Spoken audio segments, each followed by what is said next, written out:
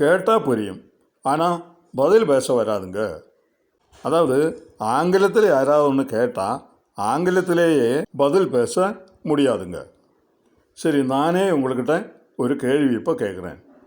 Can you explain your experience in this field briefly in around 10 sentences?